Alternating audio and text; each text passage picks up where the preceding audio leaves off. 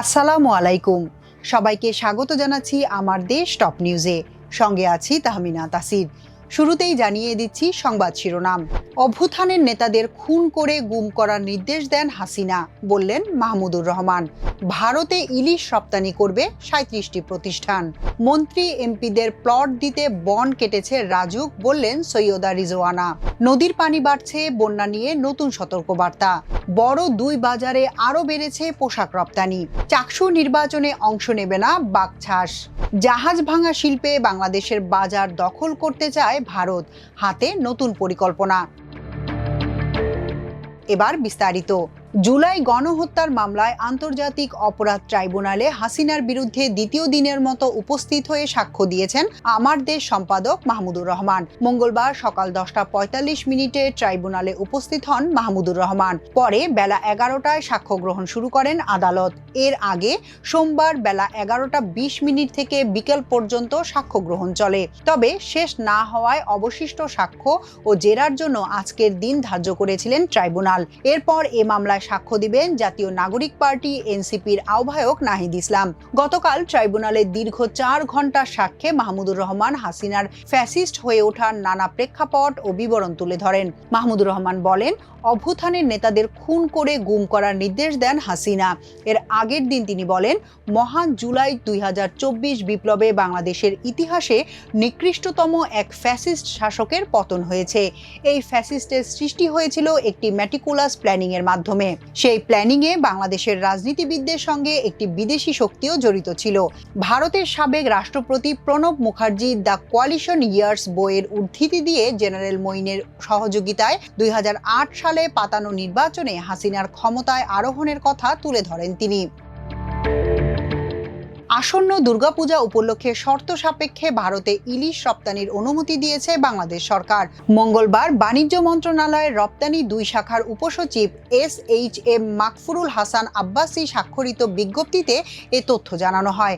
37 প্রতিষ্ঠানকে এই অনুমতি দেওয়া হয়েছে। শর্তগুলো হলো, রপ্তানি নীতি 2024-27 বিধিবিধান অনুসরণ করতে হবে। এ অনুমতির মেয়াদ 16 সেপ্টেম্বর 2025 হতে 5 অক্টোবর 2025 পর্যন্ত কার্যকর থাকবে।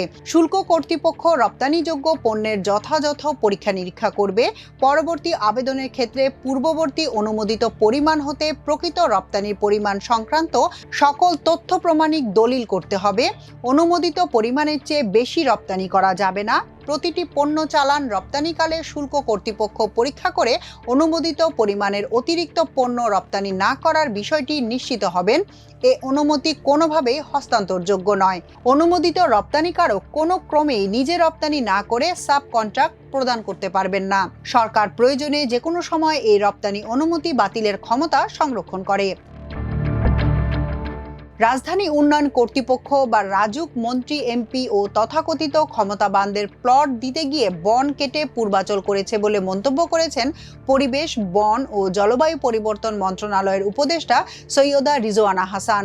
তিনি রাজুকের বন কাটার এই সিদ্ধান্তকে অপূরণীয় ক্ষতি হিসেবে চিহ্নিত করেছেন। মঙ্গলবার রাজধানীর একটি হোটেলে বিশ্বব্যাংকের একটি টেকসই জীবন, বাংলাদেশের স্বাস্থ্য ও অর্থনীতির উপর তাপের প্রভাব শীর্ষক প্রতিবেদনের উদ্বোধনী অনুষ্ঠানে তিনি এই মন্তব্য করেন। সৈয়দা রিজওয়ানা বলেন, মন্ত্রী এমপিদের তথাকথিত ক্ষমতাবানদের প্লট দিতে গিয়ে রাজুক ক্ষতি করে ফেলেছে। বন কেটে ফেলে প্লট করা হয়েছে। যখন ডিটেল এরিয়া প্ল্যান করা হয় তখন ব্যবসায়ীরা তাদের স্বার্থে এর বিরোধিতা করে। রাজুককে ভবন নির্মাণের পরিকল্পনা ও বাস্তবায়নে দায়িত্ব নিতে হবে। তিনি আরও বলেন, গাছ কেটে করা এসব প্লটের বেশিরভাগ এখনো অব্যবহৃত রয়েছে। ভবন নির্মাণের পরিকল্পনা করা ও বাস্তবায়নে রাজুককে দায়িত্ব নিতে হবে। ভালো পরিকল্পনা করা হলেই ব্যবসায়ীরা তাদের স্বার্থ নিয়ে হাজির হয়। এদিকে তাপমাত্রার কারণে অর্থনৈতিক ক্ষতি নিয়ে প্রতিবেদন প্রকাশ করেছে বিশ্বব্যাংক। প্রতিবেদনে বলা হয়, উষ্ণ আবহাওয়ার ঝুঁকির দিক থেকে বাংলাদেশ বিশ্বের দ্বিতীয় অবস্থানে রয়েছে। রাজধানী ঢাকার হিট ইন্ডেক্সে জাতীয় গড়ের তুলনায় প্রায় 65% বেশি। দেশের অনেক নদ নদীর পানি বাড়তে শুরু করেছে ভারী বৃষ্টি ও উজান থেকে নেমে আসা ঢলে। এতে অন্তত 9টি জেলার নিম্নাঞ্চল তলিয়ে যেতে পারে বলে জানিয়েছে বন্যা পূর্বাভাস ও সতর্কীকরণ কেন্দ্র। মঙ্গলবার সবশেষ এক বিজ্ঞপ্তিতে এ তথ্য জানানো হয়। বিজ্ঞপ্তিতে বলা হয়, গত 24 ঘন্টায় দেশের সিলেট বিভাগে ভারী থেকে অতি ভারী, রংপুর ও রাজশাহী বিভাগের কিছু স্থানে ভারী, উজানের ভারতের পশ্চিমবঙ্গ প্রদেশে ভারী থেকে অতি ভারী এবং মেঘালয়, আসাম ও সিকিম প্রদেশে ভারী বৃষ্টিপাত হয়েছে। আগামী 24 ঘন্টা দেশের রংপুর, রাজশাহী, ঢাকা, ময়মনসিংহ, চট্টগ্রাম ও সিলেট বিভাগে এবং তৎসংলগ্ন উজানে ভারতের মেঘালয়, আসাম, পশ্চিমবঙ্গ, সিকিম, বিহার ও ত্রিপুরা প্রদেশে বিচ্ছিন্নভাবে ভারী থেকে অতি ভারী বৃষ্টিপাতের সম্ভাবনা রয়েছে। এ অবস্থায় সুরমা ও কুশিয়ারা নদীর পানি আগামী 2 দিন বাড়তে পারে এবং বিপদসীমার উপর দিয়ে প্রবাহিত হতে পারে। এ সময় সিলেট, সুনামগঞ্জ ও মৌলভীবাজার জেলার নদী সংলগ্ন নিম্নাঞ্চলগুলোয় স্বল্পমেয়াদী বন্যা পরিস্থিতির সৃষ্টি হতে পারে অথবা বিরাজ করতে পারে। বিজ্ঞপ্তিতে আরও বলা হয়, রংপুর বিভাগের তিস্তা, ধরলা ও দুধকুমার নদ নদীর পানি বেড়েছে, যা আগামী 2 দিনে আরও বাড়তে পারে। এ সময় ভিন্তা ও দুধকুমার নদীর পানি বিপদসীমা অতিক্রম করতে পারে এবং ধরলা নদীতে সতর্ক সীমায় প্রবাহিত হতে পারে। এছাড়া লালমনিরহাট, নীলফামারী, রংপুর ও কুড়িগ্রামের নদী সংলগ্ন নিম্নাঞ্চলগুলো প্লাবিত হতে পারে। চট্টগ্রাম বিভাগের গোমতী নদীর পানি গত 24 ঘন্টায় বেড়েছে। অন্যদিকে মুহুরী, সেলোনিয়া, সাঙ্গু, ফেনী, হালদা ও মাতামুহুরী নদীর পানি কমেছে। এসব নদীর পানি আগামী 1 দিন ধরে বাড়তে পারে। এ সময় মুহুরী, সেলোনিয়া, ফেনী ও হালদা নদীতে সতর্ক সীমায় প্রবাহিত হতে পারে এবং ফেনী ও চট্টগ্রামের নিম্নাঞ্চলগুলো সাময়িকভাবে প্লাবিত হতে পারে।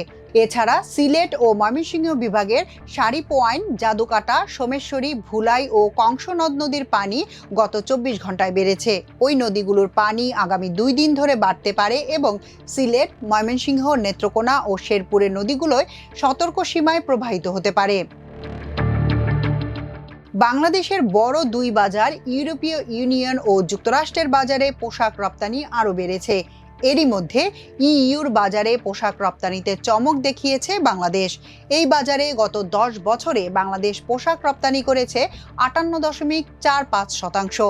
অন্যদিকে যুক্তরাষ্ট্রের বাজারে চলতি বছরের প্রথম 7 মাসে বাংলাদেশের তৈরি পোশাক রপ্তানি বেড়েছে 21.66%, যা শীর্ষ 5 রপ্তানিকারক দেশের মধ্যে সর্বোচ্চ। একাধিক রপ্তানিকারক জানিয়েছেন, ব্যবসায়ীরা বলেছেন, ইউরোপের বাজারে বাংলাদেশের জন্য সম্ভাবনা আরও বড়। চীনের উপর শুল্ক আরোপের কারণে দেশটির হারানো অনেক ক্রয়াদেশ বাংলাদেশে চলে আসছে।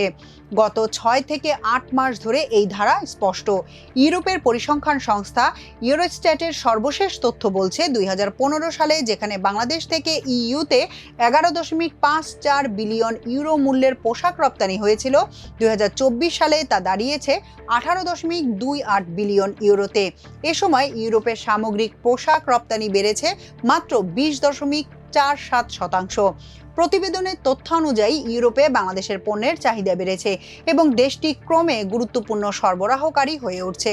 2020 থেকে 2024 সাল পর্যন্ত দেশের রপ্তানি বেড়েছে 48.34%, যা ইউরোপের পোশাক আমদানি বৃদ্ধির চেয়ে দ্বিগুণ। চট্টগ্রাম বিশ্ববিদ্যালয় ছাত্র সংসদ বা চাকসু নির্বাচনে কোনো প্যানেল দেবে না বাংলাদেশ গণতান্ত্রিক ছাত্র সংসদ বা বাকছাস। তবে কেউ চাইলে স্বতন্ত্রভাবে নির্বাচন করতে পারবেন। মঙ্গলবার বিকেল 3:30টায় সংগঠনটির চট্টগ্রাম বিশ্ববিদ্যালয় শাখার সদস্য সচিব আল মাসনুন বিষয়টি নিশ্চিত করেছেন। আল মাসনুন বলেন, আমরা রাজনৈতিকভাবে চাকসুতে নির্বাচন না করার সিদ্ধান্ত নিয়েছি। তবে কোনো প্রার্থী এককভাবে চাইলে নির্বাচনে অংশ নেবেন। এর কারণ জানতে চাইলে পরবর্তীতে জানাবেন বলে জানান তিনি। এদিকে মঙ্গলবার নির্বাচনে অংশগ্রহণের জন্য মনোনয়ন ফরম বিক্রি শেষ হতে যাচ্ছে। সে হিসেবে সকাল 9:30 থেকে শেষ দিনের মতো চাকসু ও হল সংসদ নির্বাচনের মনোনয়ন বিক্রি কার্যক্রম চলছে। চাকসু ভবনের 2য় তলায় অস্থায়ী নির্বাচন কমিশন কার্যালয়ে শুরু হয় ফরম বিক্রি। সোমবার পর্যন্ত প্রথম 2 দিনে কেন্দ্রীয় সংসদ ও হল সংসদে 169টি ফর্ম বিক্রি হয়েছে। সকাল থেকেই বৃষ্টি উপেক্ষা করে মনোনয়ন সংগ্রহ করতে আসেন শিক্ষার্থীরা। শেষ দিনের চাপ সামলাতে বাড়তি জনবল নিয়োগ করেছে কমিশন। স্বতন্ত্র কিংবা প্যানেলের অংশ হিসেবে ফর্ম সংগ্রহ করছেন শিক্ষার্থীরা। জাহাজ ভাঙা শিল্পে বাংলাদেশের বাজার দখল করতে চায় ভারত। এজন্য নতুন পরিকল্পনা হাতে নিয়েছে নরেন্দ্র মোদীর সরকার, যার মধ্যে রয়েছে প্রায় 4,000 কোটি রুপির প্রণোদনার বিষয়ও। মঙ্গলবার সংশ্লিষ্ট সূত্রের বরাতে এ তথ্য জানিয়েছে ভারতীয় সংবাদ মাধ্যম দ্য ইকোনমিক টাইমস। খবরে বলা হয়েছে, বিপুল প্রণোদনার মাধ্যমে বাংলাদেশ ও পাকিস্তানের কাছ থেকে জাহাজ ভাঙা শিল্পের বাজার দখল করতে চায় ভারত। প্রস্তাবটি চলতি মাসের শেষ দিকে ভারতীয় মন্ত্রিসভায় অনুমোদন পেতে পারে।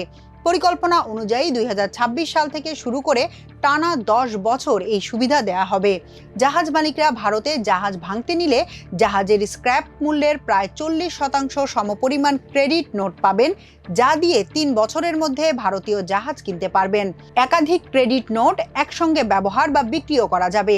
দ্য ইকোনমিক টাইমসের প্রতিবেদন অনুসারে 2023 সালে বৈশ্বিক জাহাজ ভাঙা শিল্পে বাংলাদেশের দখল ছিল 46%, আর ভারতের ছিল 1/3। বিশ্বের সবচেয়ে বড় জাহাজ ভাঙা ইয়ার্ড ভারতের আলাইংয়ে অবস্থিত হলেও প্রতিবেশী বাংলাদেশ ও পাকিস্তানের সস্তা শ্রম এ বাজারে ভারতের অংশীদারি কমিয়ে দিয়েছে। তবে সাম্প্রতিক মাসগুলোতে আবার ব্যবসার চাহিদা বেড়েছে। রাশিয়া ইউক্রেন যুদ্ধের কারণে জাহাজ চলাচলের রুট পরিবর্তন ও ভাড়া বৃদ্ধি জাহাজের আয়ুষ্কাল বাড়ালেও শেষমেশ স্ক্র্যাপের চাপ তৈরি করছে।